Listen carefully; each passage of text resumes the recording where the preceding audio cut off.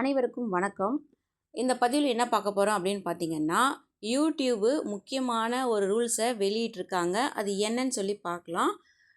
பொதுவாக பார்த்தீங்கன்னா 4000 watch hours, 1000 subscribers இருக்கணும். அது மட்டும் இல்லை, ஷார்ட்ஸாக இருந்துச்சுன்னா 10 மில்லியன் இருந்தால் போதும் 90 நாட்களில்.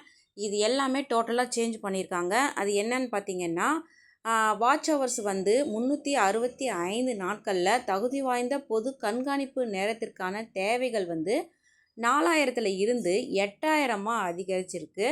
அடுத்ததாக பார்த்தீங்கன்னா, ஷார்ட்ஸு வந்து 90 நாட்களில் தகுதி வாய்ந்த பொது ஷார்ட்ஸ் பார்வையாளர்களின் எண்ணிக்கை 10 மில்லியனில் இருந்து 20 மில்லியனாக அதிகரிச்சிருக்குது.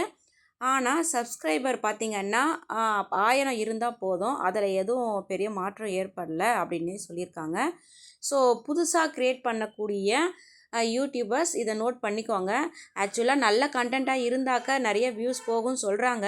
ஆனால் வந்து எந்த அளவுக்கு இது சாத்தியம் அப்படின்றது எனக்கு தெரியல. இந்த ரூல்ஸ் பார்த்திங்கன்னா புதுசாக யூடியூப் க்ரியேட் பண்ணக்கூடிய யூடியூபர்ஸ்க்கு மட்டும்தான் அப்படின்னு சொல்லியிருக்காங்க.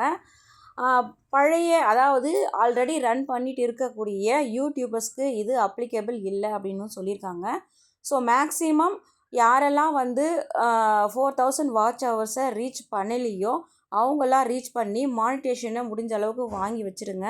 முக்கியமான ஒரு விஷயத்த சொல்லியிருக்காங்க. என்னன்னு பார்த்தீங்கன்னா, நம்ம யூடியூப்பை க்ரியேட் பண்ணி வச்சுட்டு அதில் எப்பயாவது வருஷத்துக்கு ஒரு டைமு இல்லை 6 மாதத்துக்கு ஒரு டைமு அப்படி வீடியோஸ் போடுறவங்களாம் இருந்தீங்கன்னா, உங்களுக்கான முக்கியமான அப்டேட்டாக தான் இருக்கும் இது.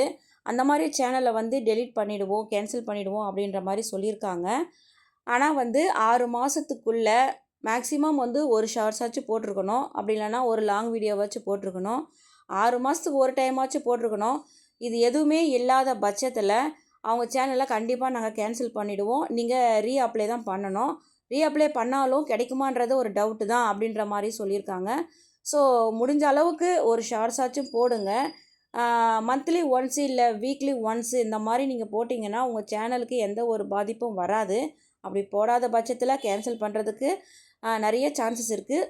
இப்போ இருக்கிற காலகட்டத்தில் 4000 வாட்ச் ஹவர்ஸை வந்து ரீச் பண்ணுறது ரொம்ப கஷ்டமாக இருக்குது. அப்படியே ரீச் பண்ணி மானிட்டேஷனுக்கு அப்ளை பண்ணால் அதுலேயும் வந்து ஒரு சில பிரச்சனை இருக்குது. காப்பிரைட்ஸ் இஷ்யூ இருக்குது, வார்னிங் இருக்குது. இது எல்லாமே தாண்டி நம்மளுக்கு மானிட்டேஷன் கிடைக்கிது அப்படின்னாக்கா கொஞ்சம் கஷ்டமாக தான் இருக்குது.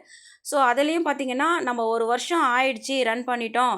ஆனால் வந்து வாட்ச் ஹவர்ஸ் வந்து இருக்க கம்மியாகுதே தவிர கிடைக்கிற வாட்ச் ஹவர்ஸ் நம்மளுக்கு அப்படியே இருக்கிறதில்ல, கம்மியாயிட்டே போகுது. அதே மாதிரி தான் சப்ஸ்கிரைபர்ஸும் வந்து கம்மியாயிட்டே போகிறாங்க. ஸோ என்ன ரீசன்னு தெரியல. முடிஞ்ச அளவுக்கு நம்ம வந்து மானிட்டேஷன் வாங்கி வைக்கிறது பெஸ்ட்டு. ஏன்னா வீடியோஸ் வந்து வியூஸும் அதிகமாக போக மாட்டேங்குது. அதுவும் என்ன ரீசன் தெரியல. என்ன பண்ணாலும் சரி 1000க்கு மேலே போக மாட்டேங்குது. அப்படி இல்லைன்னா 100க்கு மேலே போக மாட்டேங்குது, ஓப்பனாக சொல்லணும் அப்படின்னாக்க. ஸோ இதெல்லாம் தாண்டி நம்ம மானிட்டேஷன் வாங்கிட்டு பைசா ஏர்ன் பண்ணுறது அப்படின்றது கொஞ்சம் கஷ்டமாக தான் இருக்குது. இந்த ரூல்ஸை வந்து உங்கள் கூட நான் ஷேர் பண்ணணும் அப்படின்னு நினச்சேன். ஷேர் பண்ணிட்டேன். அடுத்த ஒரு நல்ல வீடியோவுடன் நான் உங்களை சந்திக்கிறேன். நன்றி, வணக்கம்.